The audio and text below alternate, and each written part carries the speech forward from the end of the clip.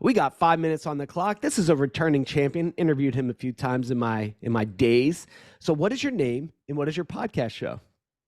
Hey Josh, thanks for having me. My name is Matthew Baltzell.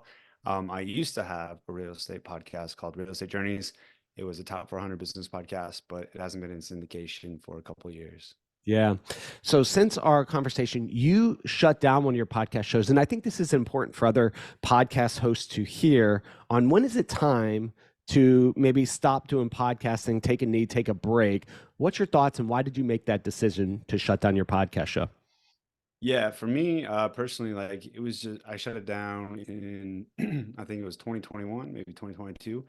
But one of the reasons why I shut down is it just wasn't serving me. It was it was becoming stressful. I was living abroad.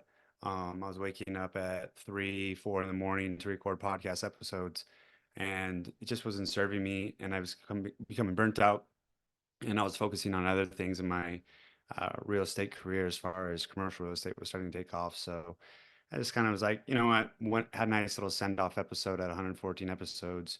It was a good run, learned a lot, started some different business ventures from it. But yeah, I feel like if it's not serving you, then you should just kind of nip it in the butt and move on to something that's Yeah. making you more happy and serving you.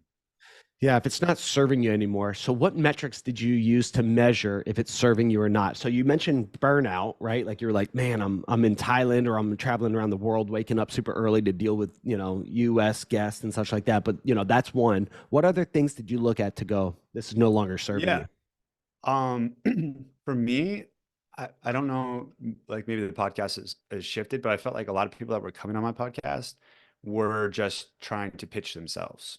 And so when they're like, I'm here to raise capital, I'm here to sell myself. And I was just like, I don't want to do this. Like, I felt like I was just like giving you a microphone to like blast yourself. But I mean, yeah, downloads were going up and everything was great. But at the end of the day, like, I wasn't utilizing it, I guess, to its full advantage. Like I wasn't seeing enough inbound, and the work wasn't necessarily paying off. And so I just decided to pull the plug. Yeah, I understand. Yeah, I've had to. I'm in the process of putting a bullet in one of mine right now, and it's hard because you've invested time. You've made all these great connections. You created all this content, and then you say goodbye. How did you send off your podcast? How did you say goodbye? Yeah, if I recall, I did a solo episode, and I think when you're putting a bullet in it, I think the audience can kind of feel it, you know?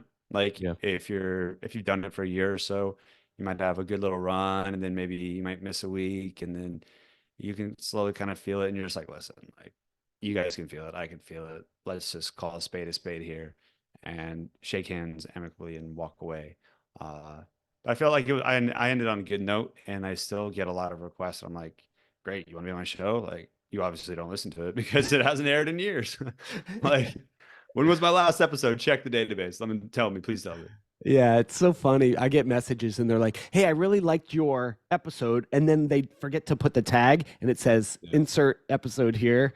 Like Yeah. they've spent no time listening in. Yeah. Um, Looking back, Mhm. saluting your podcast that went away. What was your fondest memory? And we'll close on that today. Yeah. That's a good question. I would just say one thing that I really learned from podcasting in general, like I said, I had 114 episodes, was the value of networking and relationships. So even when I was going on other people's podcasts, and let's say I didn't get any leads from it, just the fact that I was in the same room with those people, I learned a lot. I get interviewed a New York Times bestseller. Um, just people all across the board, and I was really able to learn from them and bring them into my ecosystem, even if I necessarily wasn't driving big sales. And so that's one of the fondest memories I have, is just being able to connect, learn how to develop a bigger network outside what I'm usually comfortable with. Mhm. And I would say that's one of the biggest takeaways. Yeah, super cool. If people want to connect with you, learn more about what you're working on, where can people find you? Yeah. So people can find me on my website, MatthewBaltzell.com.